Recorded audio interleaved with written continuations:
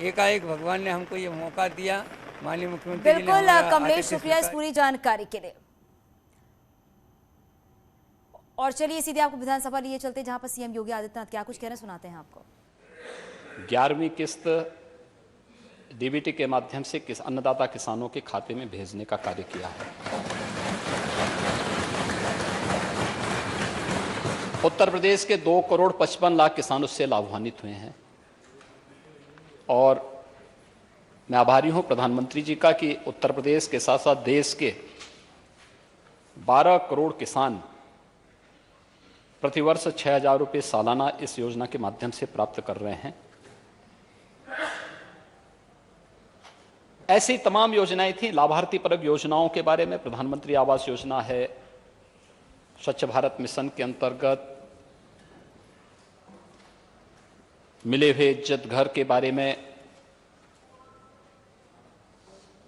या फिर सौभाग्य योजना में विद्युत कनेक्शन है, उज्ज्वला योजना में रसोई गैस का कनेक्शन है, जीवन ज्योति बीमा योजना है, आयुष्मान भारत है, और भी तमाम योजनाएं जो लाभार्थी परक योजनाएं थी, उनके साथ प्रधानमंत्री जी ने संवाद भी बनाया।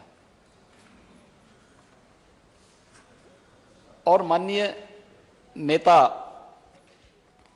प्रतिपक्ष कह रहे थे कि समाजवाद है। अच्छा है कि कम से कम समाजवाद के बहाने ही उन्होंने प्रधानमंत्री मोदी जी के गरीब कल्याणकारी योजनाओं को स्वीकार किया है, उनको एप्रिशिएट किया है। लेकिन ये जो योजनाएं हैं, ये योजनाएं पंडित दीनदयाल उपाध्याय जी की अंत्योदय की भावना से प्रेरित है, जिसमें पंडित दीनदयाल उपाध्याय जी ने कहा था कि आर्थिक योजनाओं द्वारा आर्थिक प्रगति का माप समाज के ऊपर की सीढ़ी पर पहुंचे हुए व्यक्ति नहीं, बल्कि सबसे नीचे के पायदान पर विद्यमान व्यक्ति से होगा। और उस व्यक्ति के जीवन स्तर पर सुधार करने की दिशा में ही स्वावलंबन की प्रक्रिया, आत्मनिर्भर भारत के निर्माण की इस प्रक्रिया का एक कार्यक्रम चल रहा है, जिसमें हर व्यक्ति को सशक्त बनाने की, गरीबों को सशक्त बनाने की, उनके उन्नयन की दिशा में एक कार्यक्रम उसी प्रयास का हिस्सा है। ये पंडित दीनदयाल उपाध्याय जी के अंत्योदय की भावना से प्रेरित ये योजना है और इस देश से मुझे लगता है कि इस दिशा में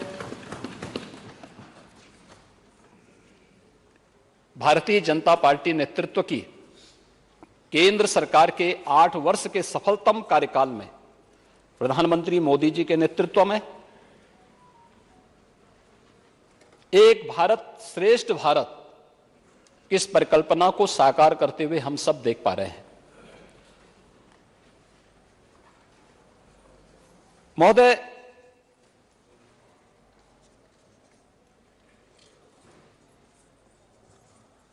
मैं देख रहा था कि अचानक अपने भाषण को आगे बढ़ाते बढ़ाते नेता प्रतिपक्ष उस दिन बाद में कुछ ऐसे मुद्दों पे आ गए जिनका बजट से संभवतः बहुत वास्ता रहा हो या न रहा हो।